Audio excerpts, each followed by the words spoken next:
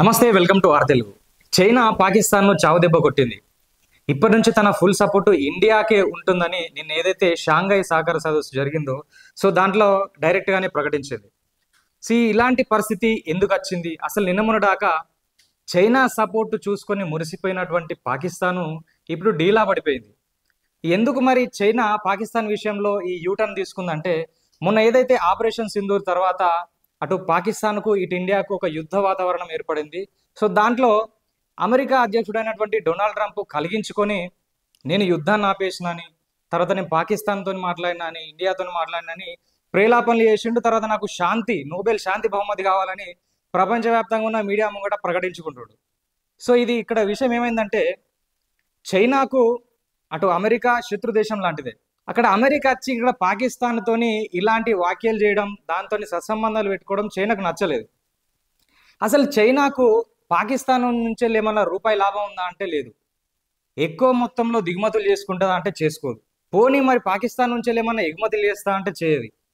ఇప్పటికి కూడా ఇటు చైనానే ఆయుధాలు సమకూరుస్తుంది అన్న ఫండ్స్ కావాలన్నా కానీ, క్షిపణులు కావాలన్నా కానీ చైనా పాకిస్తాన్కి ఇస్తే తప్పించి పాకిస్తాన్ నుంచి వెళ్ళి రూపాయి లాభం అనేది ఇటు చైనాకు ఉండదు. పాకిస్తాన్ నుంచి చైనాకి అయితే రూపాయి లాభం ఉండదు.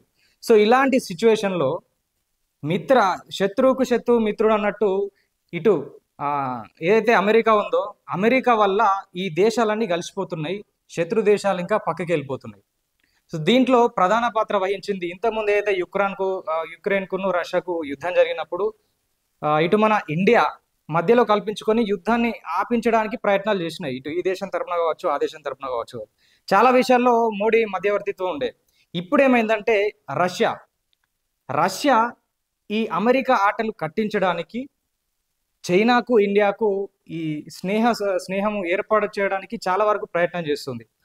నిన్న జరిగినటువంటి సదస్సులో మనం చూడొచ్చు, చాలా వరకు అయితే నా ఫుల్ సపోర్టు ఇండియాకే ఉంటుంది అని ప్రపంచ దేశాలకు తెలిసే విధంగా ఎవరైతే రష్యా అధ్యక్షుడునో ఆయనే ప్రయత్నం చేస్తుండు.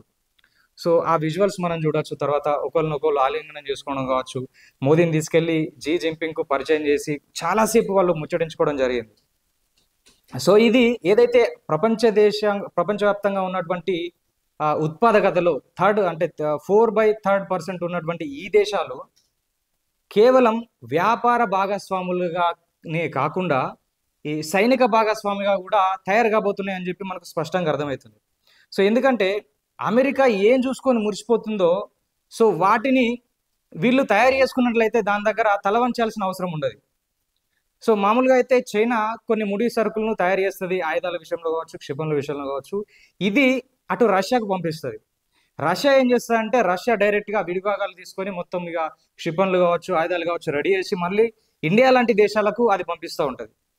ఇక్కడ ఇంకోటి ఏంది, రష్యా దగ్గర ఆయిల్ ఉంది. ఆ ఆయిల్ ఇటు చైనాకి ఇవ్వచ్చు, తర్వాత భారత్కి ఇవ్వచ్చు. భారత్ దగ్గర తయారైనటువంటి ఉత్పత్తులు రష్యా తీసుకోవచ్చు, తర్వాత చైనా దగ్గర ఉన్నటువంటి ఉత్పత్తులు రష్యా తీసుకోవచ్చు. మూడిటి మధ్య ఒక మంచి రిలేషన్షిప్ అయితే బిల్డ్ అవుతుంది. ఇక్కడ ఇంకొక విషయం ఏంటంటే, ఇవన్నీ చూసి ఓర్చుకోలేకపోతున్నటువంటి ట్రంప్ మొత్తం మీద కొంతమంది అంటారు, నిజంగానే అమెరికాలో ఉన్నటువంటి వ్యక్తులే కొన్ని స్టేట్మెంట్లు ఇవ్వడం జరుగుతుంది. అసలు ఏమైంది ట్రంప్కు అనే విధంగా వాళ్ళు కొన్ని వ్యాఖ్యలు అయితే ఇవ్వడం జరుగుతుంది.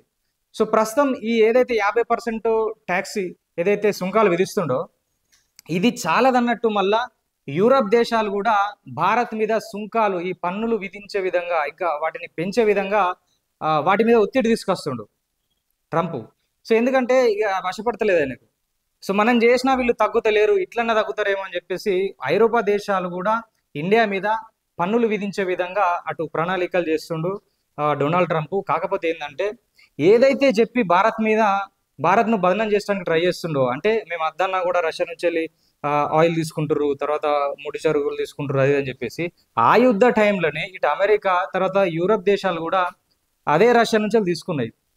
ఇది ఏం లేదు, మొత్తం మీద ఎవరినో ఒకళ్ళను కిందికి చేసి చూడడం, ఎవరినో ఒకళ్ళు తొక్కితే తప్పించి మనం పైకి వెళ్ళామనే ఒక స్వభావం ఉంటుంది చూసినామా, అది మనకు అక్కడ స్పష్టంగా కనబడుతుంది. కానీ ఎంత చేసినా కానీ ప్రస్తుతం ఉన్నటువంటి ఇండియా అయితే ట్రంప్ దగ్గర కావచ్చు, అమెరికా దగ్గర కావచ్చు తల వంచే సిచ్యువేషన్ లేవు.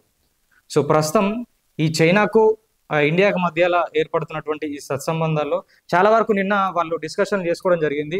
మన మధ్య విభేదాలు ఉండొచ్చు, కానీ అది వివాదాలకు దారి తీయకుండా సో మంచి రిలేషన్షిప్ మెయింటైన్ చేసుకుంటా ప్రజలు ఇంకా డెవలప్ అయ్యే విధంగా ప్రజలకు అన్ని విధాలుగా అన్ని సలవతులు అందే విధంగా ప్రయత్నం చేస్తామని చెప్పి ఇరు దేశాలకు సంబంధించినటువంటి నాయకులు అటు చైనా దేశ నాయకుడు కావచ్చు, ఇటు మోదీ కావచ్చు, డిస్కషన్ జరిగినాయి. మోదీ ఏమంటుండంటే ప్రతి దేశము డెవలప్ కాకుండా ఉండడానికి ముఖ్య కారణం ఏంటంటే తీవ్రవాదం. తీవ్రవాదం అనేది అభివృద్ధి చెందిన దేశాన్ని కావచ్చు, అభివృద్ధి చెందుతున్న దేశాన్ని కావచ్చు, అది పతనానికి దారితీస్తుంది. ఈ తీవ్రవాద శక్తులు వీటిని ఖచ్చితంగా మనం నిర్వీర్యం చేయాలని చెప్పేసి మోదీ ఆ 20 దేశాల దేశాధినేతల మధ్యలోనే మాట్లాడడం జరిగింది. దానికి జీ జిన్పింగ్ కూడా ఖచ్చితంగా తీవ్రవాదాన్ని అంతమొందించే ప్రయత్నం చేద్దాం, దానికి నిధులు కూడా ఎక్కడి నుంచి అయితే సమకూరుస్తుందో అది అందకుండా చేద్దామని చెప్పి జీ జిన్పింగ్ కూడా చెప్పడం జరిగింది. తర్వాత ఇటు చైనా యొక్క డ్రాగన్, ఇండియా యొక్క ఏనుగు కలిసి డ్యాన్స్ చేయాలి, నాట్యం చేయాలని చెప్పేసి ఒక వ్యాఖ్య చేయడం జరిగింది. అంటే దీనివల్ల ఏంటంటే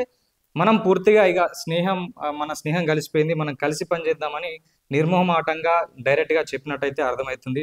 సో చూడాలి మరి అటు రష్యా, చైనా, ఈ భారత్ ఈ సంబంధం ఇంకెంత దూరం వెళ్తుంది. వీళ్ళు ప్రపంచం వ్యాప్తంగా ఈ వర్తకంలో ఈ డిస్కషన్లు ఏదైతే వచ్చినాయో తర్వాత ఈ వాణిజ్యాల పరంగా, సో దీన్ని అమెరికాను పక్కన పెట్టి వీళ్ళు ఏ స్థాయికి తీసుకెళ్తారు, వాణిజ్యంలో ఈ 3 దేశాలు ఇంకా ఎంతవరకు వెళ్తాయి అనేది వేచి చూడాల్సిందే.